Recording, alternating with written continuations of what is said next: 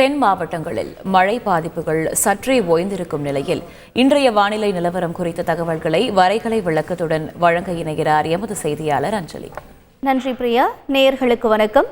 தென் மாவட்டங்களில் நீடிச்சிருந்த மழைக்கானது சற்று விலகி இருக்கிறது அப்படின்னு சொல்லணும். ஏன்னா குமரிக்கடல் பகுதியில் நீடிருந்த அந்த காற்று சுழற்சியானது அரபிக்கடல் வழியாக பயணித்து கொண்டிருக்கிறது. இது மெல்லிய சுழற்சியாகத்தான் இருக்கிறது. அப்படிங்கிறதுனால இனி வரக்கூடிய அடுத்த 2 தினங்களில் தென் மாவட்டங்களுக்கான மழை வாய்ப்பு மிக மிக குறைவு. மழைக்கான விலகல் முற்றிலும் இல்லை அப்படிங்கிறது மாதிரி தான் சொல்லியிருக்காங்க. இப்போ அடுத்தபடியாக தமிழகத்தை பொறுத்த வரைக்கும் இந்த வானிலை எவ்வாறாக இருக்கும் அடுத்து வரக்கூடிய 3 மணி நேரத்திற்கு அப்படின்றத நம்ம பார்க்கலாம். அதாவது வட இந்திய பகுதிகளிலிருந்து வரக்கூடிய இந்த குளிர் காற்றானது நிலப்பகுதிகள் வழியாக பயணித்துக் கொண்டிருக்கிறதாக நமக்கு ஒரு தகவல் கிடைச்சிருக்கு. இப்ப அவ்வாறாக இருக்கும் பொழுது அது ராணிப்பேட்டை, வேலூர் உள்ளிட்ட வழியாக பயணித்து நமக்கு தமிழக பகுதிகளில் பல்வேறு இடங்கள்ல குளிர் அலையதா கொடுக்கும், குளிர் காற்றதா கொடுக்கும் அப்படிங்கிறது தான் தகவல்.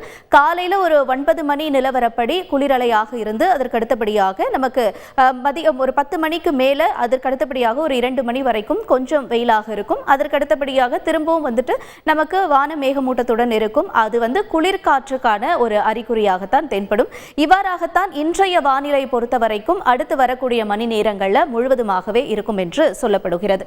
இதற்கிடையில இப்போ கடலோர பகுதிகளில் ஒரு சில இடங்களில் மதியத்திற்கு மேல மழைக்கான வாய்ப்புகள் இருக்கும் என்று சொல்லப்படுகிறது. அதற்கான காரணம் என்ன அப்படின்னு நம்ம கேட்கலாம். அதாவது இங்கே வியட்நாம் பகுதிகளிலிருந்தும் தாய்லாந்து பகுதிகளிலிருந்தும் வரக்கூடிய ஒரு குளிர் காற்றானது கடல் பகுதிகளில் வெப்பமடைந்து நீராவியை உறிஞ்சும். இது என்ன ஆகும் அப்படின்னு கேட்கும் பொழுது நமக்கு இலங்கை பகுதிகளில் மழையை கொடுக்கறதுக்கான வாய்ப்புகள் இருக்கு.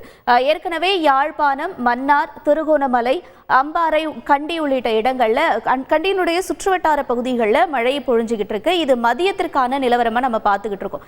இந்த மழை கொஞ்சம் இந்த புதுச்சேரியை ஒட்டிய பகுதிகளிலையும் அதற்கு அடுத்தபடியாக ராமநாதபுரம் உள்ளிட்ட இடங்கள்லையும் மழையை கொடுக்கறதுக்கான வாய்ப்புகள் இருக்கு. மதியத்திற்கு மேல அது மிக மிக லேசான மழையாகத்தான் இருக்கும் என்று சொல்லப்படுகிறது.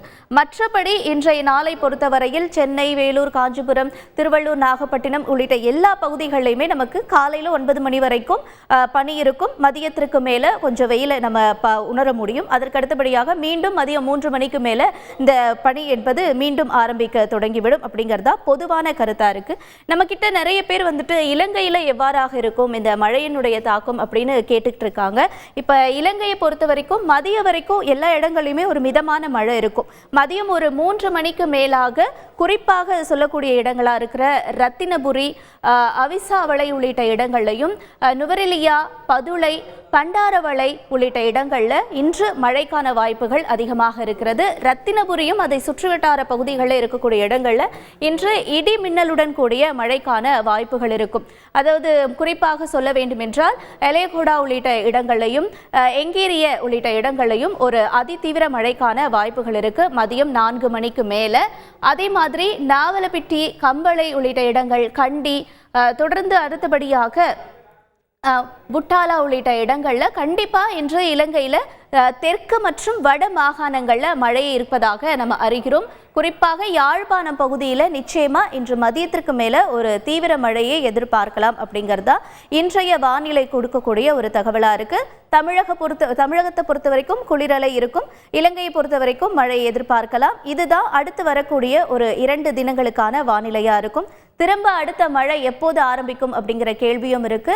25ஆம் தேதிக்கு மேல நமக்கு ஒரு மழைக்கான வாய்ப்புகள் இருக்கும் என்று சொல்லப்படுகிறது. ஆனால் இன்னும் இந்திய வானிலை அறிக்கை அதிகாரப்பூர்வ தகவலை கொடுக்கல. அது வரைக்கும் நம்ம காத்திருப்போம். இன்றைய வானிலை பொறுத்த வரைக்கும் எவ்வாறாக இருக்கும் என்பதை நம்ம விரிவாக பார்த்தோம்.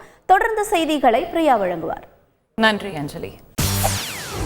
செய்திகளை உடனுக்குடன் தெரிந்து கொள்ள உடனே சப்ஸ்கிரைப் பண்ணுங்க.